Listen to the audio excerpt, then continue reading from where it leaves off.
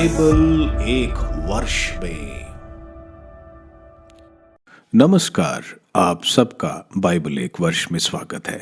आप सब ने जो कदम उठाया है प्रभु के वचन सुनने के लिए, यह हमारे जीवन के अंधेरों को दूर करेंगे और हमें प्रभु के प्रकाश में चलाएंगे।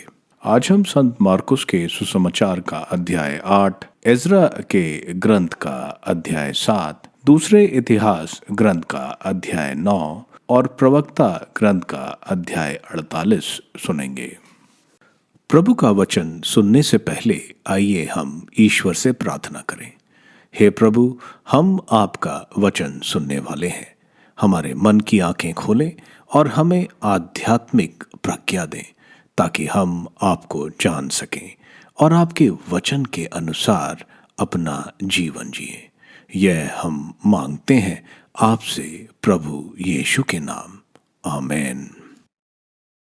संत मार्कुस का अध्याय 8, रोटियों का दूसरा चमत्कार। उस समय फिर एक विशाल जनसमूह एकत्र हो गया था और लोगों के पास खाने का कुछ भी नहीं था। ईसा ने अपने शिष्यों को अपने पास बुलाकर कहा, मुझे इन लोगों पर तरस आता है। ये 3 दिनों से मेरे साथ रह रहे हैं और इनके पास खाने को कुछ भी नहीं है। यदि मैं इन्हें भूखा ही घर भेजूं तो ये रास्ते में मूर्छित हो जाएंगे। इनमें कुछ लोग दूर से आए हैं। उनके शिष्यों ने उत्तर दिया, इस निर्जन स्थान में इन लोगों को खिलाने के लिए कहां से रोटियां मिलेंगी? ईसा ने उनसे पूछा, तुम्हारे पास कितनी रोटियां हैं? उन्होंने कहा, 7। ईसा ने लोगों को भूमि पर बैठ जाने का आदेश दिया और वे 7 रोटियां लेकर धन्यवाद की प्रार्थना पड़ी और वे रोटियां तोड़ तोड़ कर शिष्यों को देते गए ताकि वे लोगों को परोसते जाएं। शिष्यों ने ऐसा ही किया। उनके पास कुछ छोटी मछलियां भी थीं। ईसा ने उन पर आशीष की प्रार्थना पड़ी और उन्हें भी बांटने का आदेश दिया। लोगों ने खाया और खाकर तृप्त हो गए और बचे हुए टुकड़ों से 7 टोकरे भर गए। खाने वालों की संख्या लगभग 4000 थी। ईसा ने लोगों को विदा कर दिया। वे तुरंत अपने शिष्यों के साथ नाव पर चढ़े और दलमनुथा प्रांत पहुंचे। चिन्ह की मांग। फरीसी आकर ईसा से विवाद करने लगे। उनकी परीक्षा लेने के लिए वे स्वर्ग की ओर का कोई चिन्ह मांगते थे। ईसा ने गहरी आह भर कर कहा, यह पीढ़ी चिन्ह क्यों मांगती है? मैं तुम लोगों से यह कहता हूँ, इस पीढ़ी को कोई भी चिन्ह नहीं दिया जाएगा। इस पर ईसा उन्हें छोड़कर नाव पर चढ़े और उस पार चले गए। फरीसियों का खमीर। शिष्य रोटी लेना भूल गए थे और नाव में उनके पास एक ही रोटी थी। उस समय ईसा ने उन्हें यह चेतावनी दी, सावधान रहो, फरीसियों के खमीर और हेरोद के खमीर से बचते रहो। इस पर वे आपस में कहने लगे, हमारे पास रोटियां नहीं है, इसलिए यह ऐसा कहते हैं। ईसा ने यह जानकर उनसे कहा, तुम लोग यह क्यों सोचते हो कि हमारे पास रोटियां नहीं हैं, इसलिए यह ऐसा कहते हैं? क्या तुम अब तक नहीं जान सके हो, नहीं समझ गए हो? क्या तुम्हारी बुद्धि मारी गई है? क्या आंखें रहते भी तुम देखते नहीं और कान रहते भी तुम सुनते नहीं? क्या तुम्हें याद नहीं है जब मैंने उन 5000 लोगों के लिए 5 रोटियां तोड़ी तो तुमने टुकड़ों के लिए कितने टोकरे भरे थे? शिष्यों ने उत्तर दिया, 12। और जब मैं 4000 लोगों के लिए 7 रोटियां तोड़ी तो तुमने टुकड़ों के लिए कितने टोकरे भरे थे? उन्होंने उत्तर दिया, 7। इस पर ईसा ने उनसे कहा, क्या तुम लोग अब भी नहीं समझ सके? बेतसाइदा का अंधा।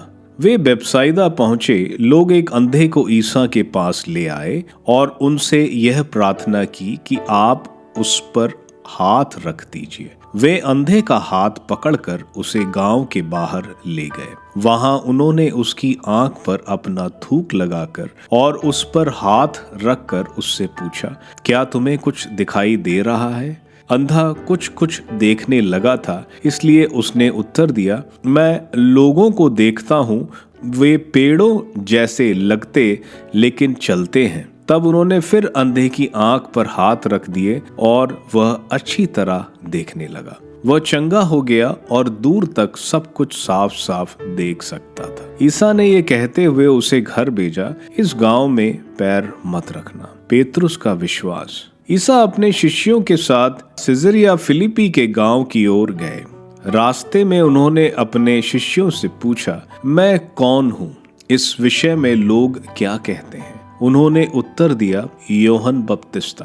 कुछ लोग कहते हैं एलियस और कुछ लोग कहते हैं नबियों में से कोई। इस पर ईसा ने पूछा, और तुम क्या कहते हो कि मैं कौन हूँ? पेतरुस ने उत्तर दिया, आप मसीह हैं। इस पर उन्होंने अपने शिष्यों को कड़ी चेतावनी दी कि तुम लोग मेरे विषय में किसी को भी नहीं बताना। पुनरुत्थान की प्रथम भविष्यवाणी। उस समय से ईसा अपने शिष्यों को स्पष्ट शब्दों में यह समझाने लगे कि मानव पुत्र को बहुत दुख उठाना होगा, नेताओं, महायाजकों और शास्त्रियों द्वारा ठुकराए जाना, मार डाला जाना और 3 दिनों के बाद जी उठना होगा। पेतरुस ईसा को अलग ले जाकर फटकारने लगा, किंतु ईसा ने मुड़कर अपने शिष्यों की ओर देखा और पेतरुस को डांटते हुए कहा, हट जाओ शैतान, तुम ईश्वर की बातें नहीं बल्कि मनुष्य की बातें सोचते हो। आत्मत्याग की आवश्यकता। ईसा ने अपने शिष्यों के अतिरिक्त अन्य लोगों को भी अपने पास बुलाकर कहा, जो मेरा अनुसरण करना चाहता है वह आत्मत्याग करे और अपना क्रूस उठाकर मेरे पीछे हो ले। क्योंकि जो अपना जीवन सुरक्षित रखना चाहता है वह उसे खो देगा, और जो मेरे साथ सुसमाचार के कारण अपना जीवन खो देता है वह उसे सुरक्षित रखेगा। मनुष्य को इससे क्या लाभ यदि वह सारा संसार तो प्राप्त कर ले लेकिन अपना जीवन ही गंवा दे? अपने जीवन के बदले मनुष्य दे ही क्या सकता है? जो इस अधर्मी और पापी पीढ़ी के सामने मुझे तथा मेरी शिक्षा को स्वीकार करने में लज्जा अनुभव करेगा, मानव पुत्र भी उसे स्वीकार करने में लज्जा अनुभव करेगा जब वह स्वर्गदूतों के साथ अपने पिता की महिमा सहित आएगा। एजरा का ग्रंथ अध्याय 7। एजरा का परिचय। इसके बाद फारस के राजा अरतहशस्तर के शासनकाल में एजरा आया। एजरा सराया का पुत्र था, सराया अजरिया का, अजरिया हिलिकिया का, हिलिकिया शलूम का, शलूम सादोक का, सादोक अहिटूब का, अहिटूब अमरिया का, अमरिया अजरिया का, अजरिया मारायोत का, मारायोत जरैया का, जरैया उज्जी का, उज्जी बुकी का, बुकी अबिशुआ का, अबिशुआ पीनहास का, पीनहास एलआजर का, और एलआजर महायाजक हारून का पुत्र था। वह एजरा बाबुल से लौट कर आया। वह शास्त्री था। वह मूसा की संहिता का विशेषज्ञ था जिसे प्रभु इज़राइल के ईश्वर ने दिया था। प्रभु उसका ईश्वर उसके साथ था, इसलिए वह जो कुछ मांगता था राजा उसे देता था। उस समय राजा अरतहशस्तर के 7वें वर्ष अनेक इजरायली याजक, लेवी, गायक, द्वारपाल और मंदिर के सेवक यरूशलेम आए। एजरा राजा के 7वें वर्ष के 5वें महीने यरूशलेम आया। वह पहले वर्ष के पहले दिन बाबुल से चला गया और 5वें महीने के पहले दिन यरूशलेम पहुंचा। उसके ईश्वर की कृपा उसकी सहायता करती थी, क्योंकि एजरा ने प्रभु की संहिता के अध्ययन में, उसके पालन और इजराइल की विधियां और रीति रिवाजों की शिक्षा में अपना मन लगाया था। अरतहशस्तर की राजाज्ञा।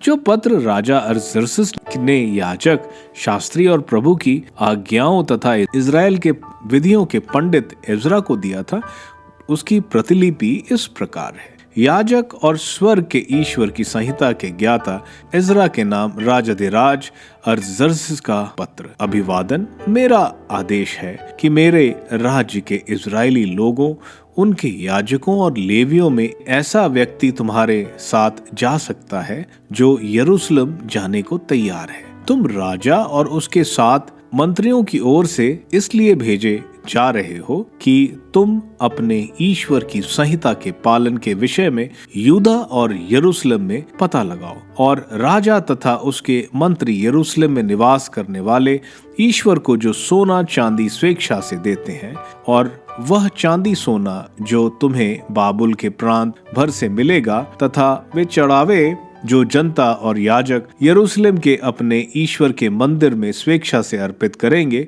वह सब ले जाओ। तुम उस द्रव्य से बछड़े, मेढ़े, मेमने और उनके साथ की अन्न बलियां और अर्ध खरीदेंगे और यरूशलेम में अपने ईश्वर के मंदिर में चढ़ाओगे। तुम्हें और तुम्हारे भाई बंधुओं को जैसा उचित लगे शेष चांदी और सोने का उपयोग अपने ईश्वर की इच्छा के अनुसार कर सकते हो। जो वस्तुएं तुम्हें अपने ईश्वर के मंदिर की सेवा के लिए दी जाएंगी, उन्हें तुम यरूशलेम के ईश्वर के सामने रखोगे। तुम राजा के कोषागार से वह सब खर्च करोगे जो तुम्हारे ईश्वर के मंदिर के उपयोग के लिए तुम्हें आवश्यक लगे। मैं राजा अर्तहशस्तर नदी के उस पार के खजांचियों को यह आज्ञा देता हूँ कि याजक और स्वर्ग के ईश्वर की संहिता का शास्त्री इज़रा तुमसे जो कुछ मांगे वह उसे उतना ही दिया जाए, अर्थात 100 मन चांदी, 45,000 लीटर गेहूं, 4,500 लीटर अंगूरी,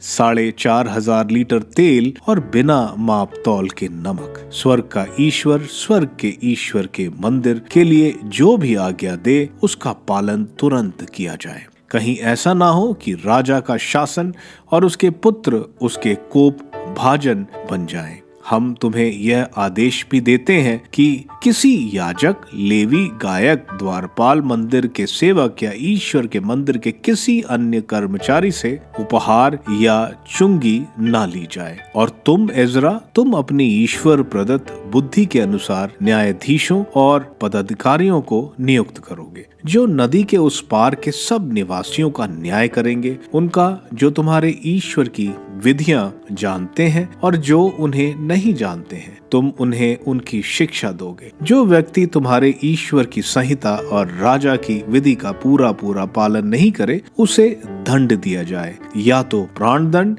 या निर्वासन या जुर्माना या कैद। प्रभु का धन्यवाद। प्रभु हमारे पूर्वजों का ईश्वर धन्य है, जिसने राजा के मन में यरूशलेम में प्रभु के मंदिर का सम्मान करने का विचार उत्पन्न किया है और मुझे राजा और उसके मंत्रियों तथा राजा के सभी शक्तिशाली पदाधिकारियों का कृपा पात्र बनाया है। प्रभु मेरा ईश्वर मेरे साथ रहा, तभी तो मैं इजरायलियों के बीच अपने साथ चलने वाले नेताओं को पा सका। दूसरा इतिहास ग्रंथ अध्याय 9। सुलेमान का वैभव।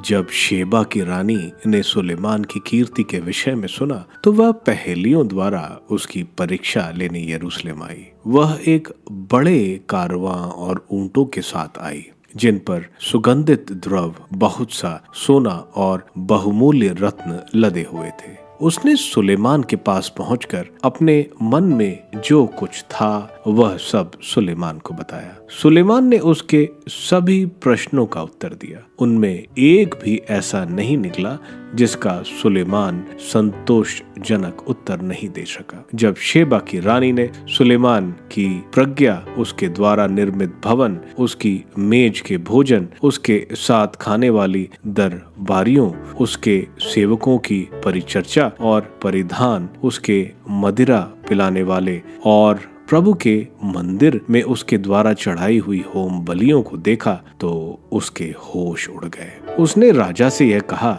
मैंने अपने देश में आपके और आपकी प्रज्ञा के विषय में जो चर्चा सुनी थी वह सच है।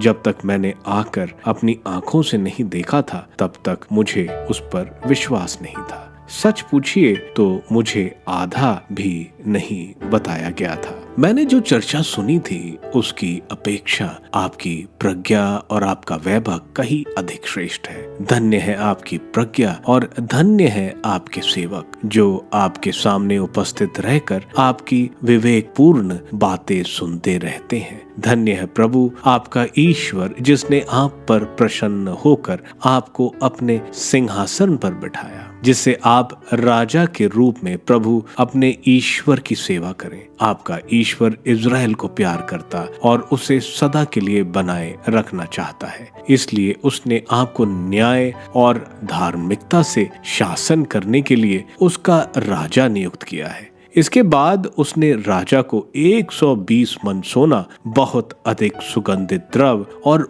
बहुमूल्य रत्न प्रदान किए।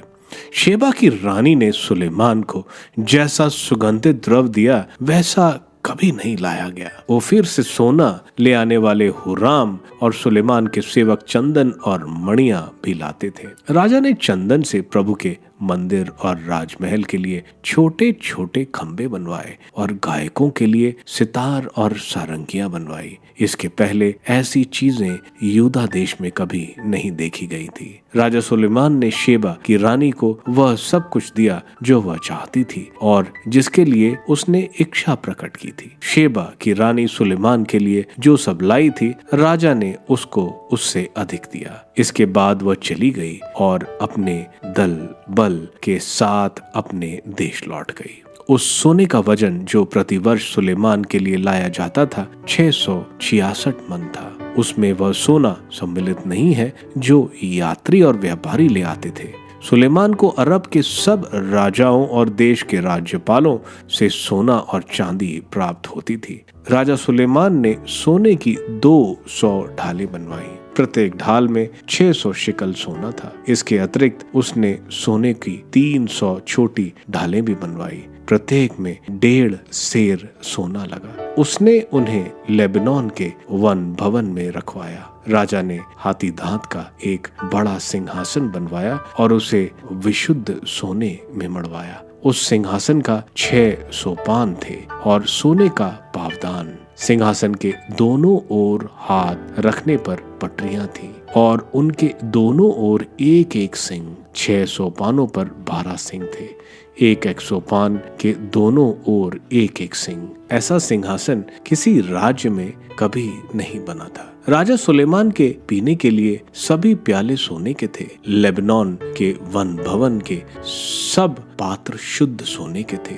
सुलेमान के समय में चांदी का कोई विशेष मूल्य नहीं था। राजा के जहाज हुरान के आदामियों के साथ तरशिश जाते थे। वे तरशिश वाले जहाज प्रति 3 वर्ष लौटते और सोना चांदी हाथी दांत बंदर और मोर लाते थे। इस प्रकार राजा सुलेमान धन संपत्ति और विवेक में पृथ्वी के सभी राजाओं में श्रेष्ठ था। सुलेमान की ईश्वर द्वारा प्रदान प्रज्ञा सुनने के लिए सारे संसार के सारे राजा उसके पास आया करते थे। उनमें प्रत्येक व्यक्ति प्रति वर्ष भेंट लाता था। चांदी और सोने के पात्र, वस्त्र, अस्त्र शस्त्र, गांधरस, घोड़े और खच्चर। सुलेमान के पास घोड़ों और रथों के लिए 4000 घुड़साल और 12,000 घुड़सवार थे। वह उन्हें रक्षक नगरों और अपने पास यरूशलेम में रखता था। सुलेमान फरात नदी से लेकर फिलिस्तीनियों के देश तक और मिस्र की सीमा तक सब राजाओं पर शासन करता था।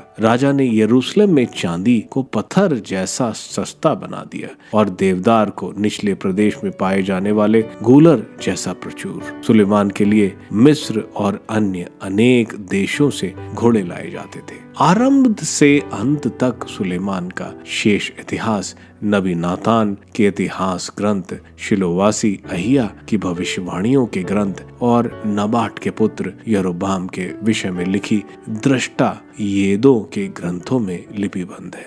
सुलेमान ने यरूशलेम में 40 वर्ष तक समस्त इज़राइल पर राज्य किया। इसके बाद वह अपने पितरों से जा मिला। उसे अपने पिता दाऊद के नगर में दफनाया गया। उसका पुत्र रहबाम उसके स्थान पर राजा बना।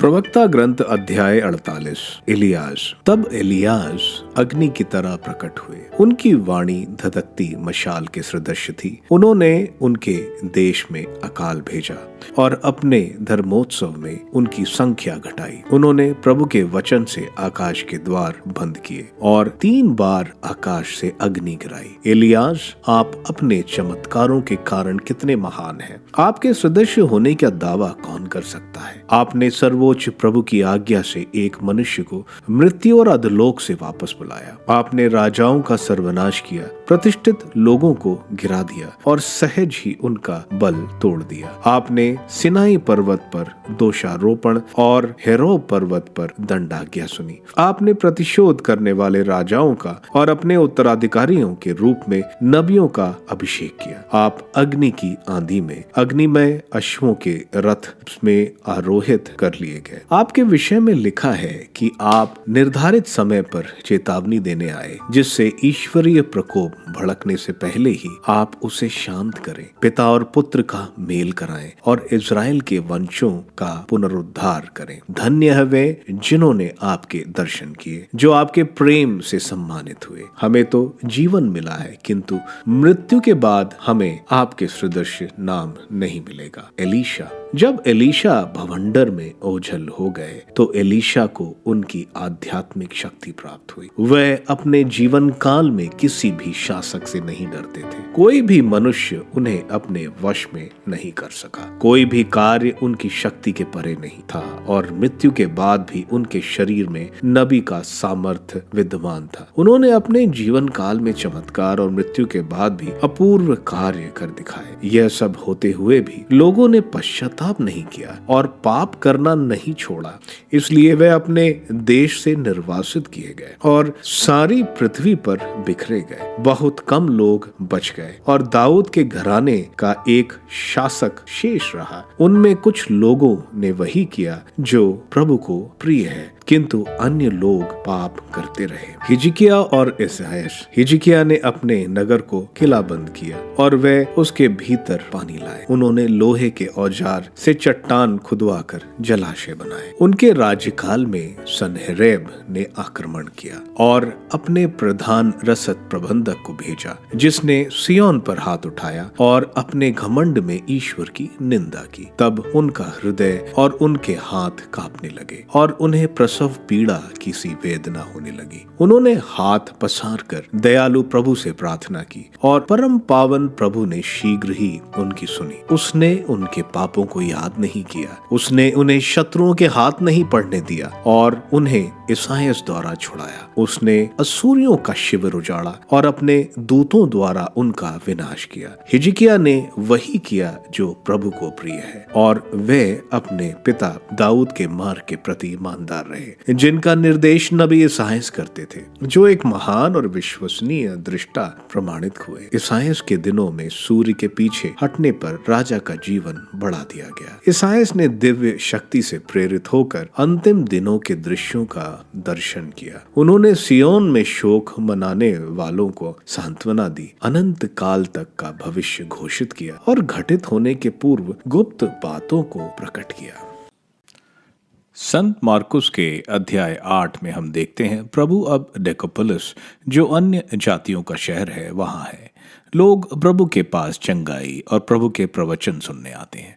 हम देखते हैं यहाँ जो एक निर्जन स्थान है, यह अन्य जातियों के लोग प्रभु के साथ 3 दिन से थे। प्रभु उनके प्रति अनुकंपा से भर जाते हैं, उन्हें खाने को देना चाहते हैं। यह दूसरा चमत्कार रोटी का, जिसमें 4000 पुरुष थे और औरतें और बच्चे, जिनकी गिनती इसमें नहीं की गई है। हम देखते हैं प्रभु 7 रोटियां लेते हैं और उसको धन्यवाद की प्रार्थना पढ़कर सबको बांटते हैं और इसी तरह जो मछली थी उसको भी बांटते हैं। हम देखते हैं सब पेट भर कर खाते हैं और 7 बड़ी टोकरी भर कर जो रोटियां बची थीं उसको इकट्ठा किया जाता है। हमें मालूम है पहला रोटियों का चमत्कार यहूदियों के बीच किया गया था, जिसमें 12 टोकरियां जो 12 इज़राइल के कुल को संबोधित करती थीं। वहीं यह चमत्कार अन्य जातियों के बीच किया गया और 7 टोकरी जो 7 अन्य जातियों के देशों को संबोधित करती हैं, यानी प्रभु यीशु यहूदी और अन्य जातियों दोनों को बचाने आए हैं। प्रभु इसके बाद मैगदला पहुंचते हैं, जहाँ की संत मेरी मैगदलेना थी। फरीसी प्रभु से कुछ चिन्ह स्वर्ग से देखना चाहते थे, क्योंकि वे प्रभु की शिक्षाएं और चंगाई को ठीक से नहीं समझते थे जब तक स्वर्ग से उन्हें कोई चिन्ह ना मिले। प्रभु इस पर दुखी होते हैं। उनको मालूम था अगर इनको चिन्ह भी दिया जाए तो भी यह नहीं मानेंगे, इसलिए उनको कोई चिन्ह देने से मना करते हैं और वहां से नाव में बैठकर चले जाते हैं। शिष्यों के पास एक ही रोटी थी। जब वे नाव पे जा रहे थे, वे रोटी लाना भूल जाते हैं, क्योंकि वे प्रभु के कार्य में इतने मगन होते थे कि उनको शारीरिक चिंताओं पर इतना फर्क नहीं पड़ता था। प्रभु उनको बता रहे थे कि फरीसी और हेरोदियों के खमीर से दूर रहो। खमीर पाप को संकेत करता है। फरीसी के पाप उनकी रीतियों को ज्यादा महत्व देना और संहिता में लिखी बातों को नहीं मानना। वहीं हेरोडियंस का पाप का खमीर हत्या, व्यभिचार आदि था। प्रभु आगे शिष्यों को बता रहे हैं, तुम रोटी की चिंता क्यों कर रहे हो? तुम्हें मालूम है बिना रोटी के 5,000 और 4,000 पुरुषों ने रोटी खाई थी। इसके बाद हम देखते हैं प्रभु बतसैदा आते हैं, जो संत पेतरुस और संत एंद्रू का घर हुआ करता था। कैपरनूम से पहले वहां कुछ लोग एक अंधे को लेकर आते हैं। प्रभु उस अंधे को लेकर गांव के बाहर जाते हैं। प्रभु अपना थूक उसके आंख पर लगाते हैं। वह थोड़ा थोड़ा देखता है, क्योंकि वह दूसरों के विश्वास पर आया था। अब उसका विश्वास बढ़ता है और वो पूरी तरह उसके बाद देख पाता है। आगे हम देखते हैं प्रभु अपने शिष्यों को सिजरिया फिलिपाई, जो हेरोद के भाई फिलिप ने सम्राट सीजर के लिए बनवाई थी, और उसमें उसने अपना नाम जोड़ दिया था। अभी तक प्रभु लोगों की शिक्षाएं दे रहे थे, लेकिन अब प्रभु अपने शिष्यों को शिक्षा दे रहे हैं ताकि वे प्रभु के जाने के बाद वे सुसमाचार फैला सके। हम देखते हैं प्रभु के पूछे जाने पर कि वह क्या सोचते हैं कि प्रभु कौन है। संत पेतरुस बोलते हैं कि आप मसीहा हैं, जो संत मत्ती के सुसमाचार में बोला गया है कि आप मसीहा हैं, ईश्वर के पुत्र। प्रभु उनको यह बात किसी को ना बताने को बताते हैं। आगे प्रभु अपने दुख भोग और मृत्यु की बात बताते हैं और संत पेतरुस प्रभु को फटकारते हैं। इस पर हम देखते हैं प्रभु उनको डांटते हैं, क्योंकि शैतान नहीं चाहता था कि प्रभु का क्रूस मरण हो, ताकि इंसानों की मुक्ति ना मिल सके। हम देखते हैं प्रभु बोल रहे हैं उनके शिष्यों को आत्मत्याग की जरूरत है, अपने आप को भुलाने, मुश्किल रास्ते यानी अपनी जिम्मेवारियों को निभाते और प्रभु की शिक्षाओं के अनुसार जीवन जीना। प्रभु यहाँ बोलना चाहते हैं, मनुष्य अपनी आत्मा को खोकर पूरी दुनिया भी हासिल कर ले, उसका क्या फायदा? जो सुसमाचार के लिए अपना जीवन खोएगा वह उसको पालेगा। आगे प्रभु बोल रहे हैं, जो इस पापी दुनिया में प्रभु को दूसरों के सामने स्वीकारेगा, प्रभु भी उसको स्वीकारेंगे। कितना महान वादा प्रभु ईश्वर हमको दे रहे हैं। एजरा के ग्रंथ के अध्याय 7 में हम देखते हैं राजा अर्थजेर्सस, पर्शिया का राजा, 458 बीसी में एजरा को यरूशलेम जाने की अनुमति देता है।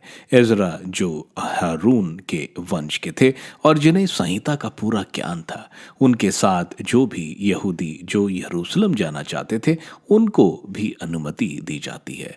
साथ साथ वे इजराइल के गवर्नरों को भी हुक्म देते हैं मंदिर की पूजा आदि के लिए राजकीय कोष से पैसा दिया जाने को।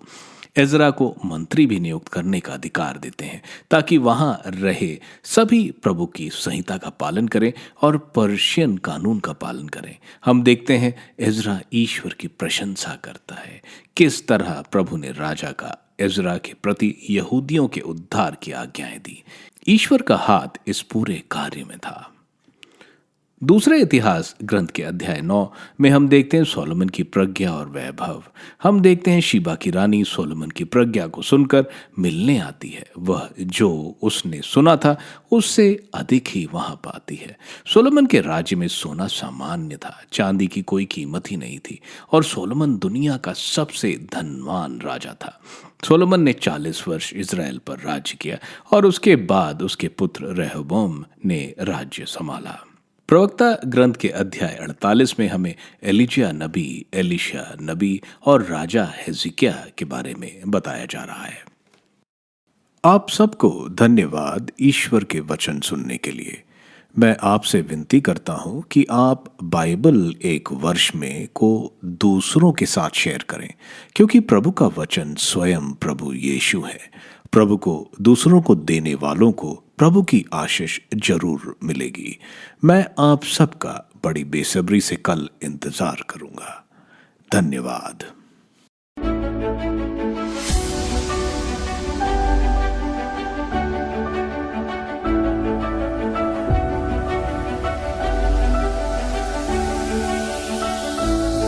बाइबल एक वर्ष में